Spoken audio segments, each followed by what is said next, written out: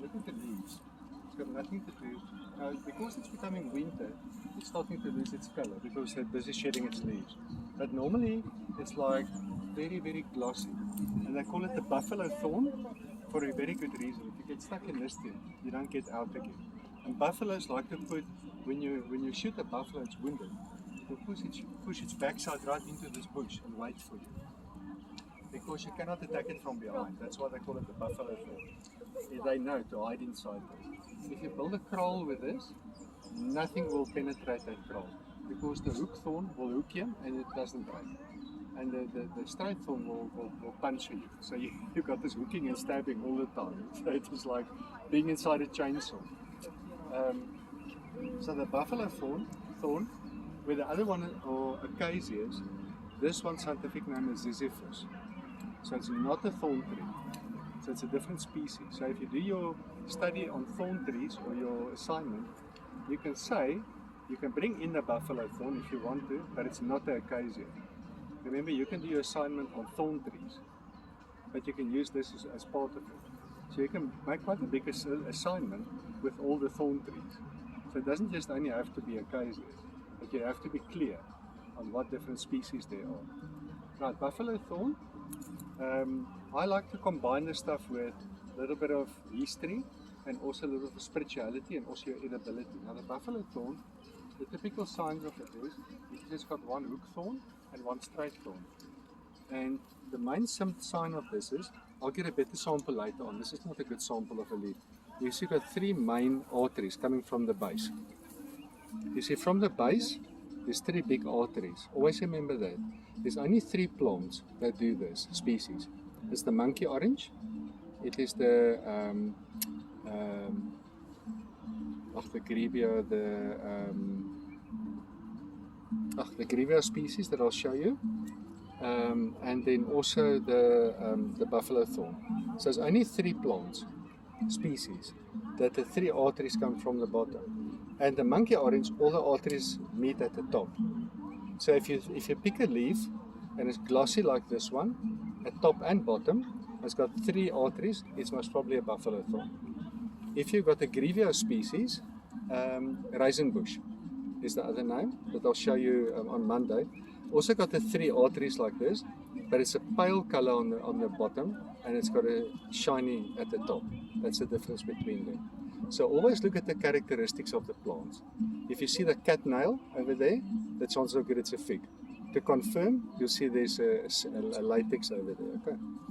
So now, in the tradition, if you look at over there, and I know in the black cultures you would know what I'm talking about. They actually use this tree a lot in the black cultures. Do you know about that?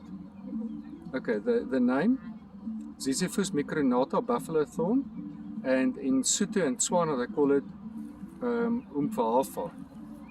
U-M-P-H-A-F-A, Umphafa. I don't have it in Zulu. But there should be a Zulu name for this as well. What do they use it for? Now, what they do it for, if somebody, for example, passes away, let's say, for example, they're from KwaZulu-Natal, and they actually work in Gauteng, and they pass away over here.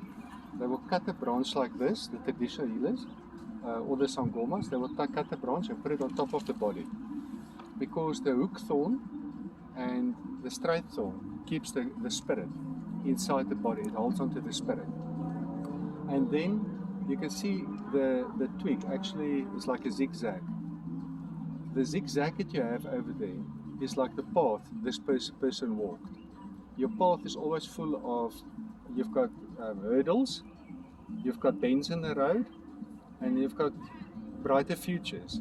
So this whole twig, if they cut the twig and put it on the body, it's like it represents the whole person's life, from birth all the way till where they die, with all their obstacles and all their successes and everything, but it keeps the soul there.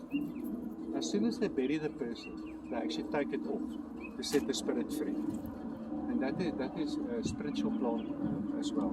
That's part of it over there. The fruits, you can see some of the green fruits over there, and you've got some of the ripe fruits.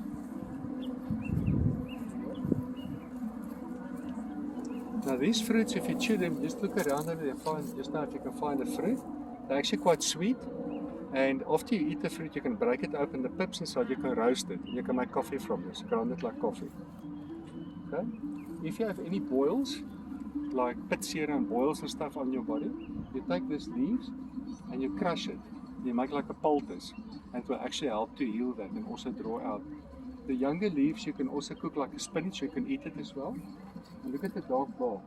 You can also use it for diarrhea as well, if you have a problem with diarrhea as well.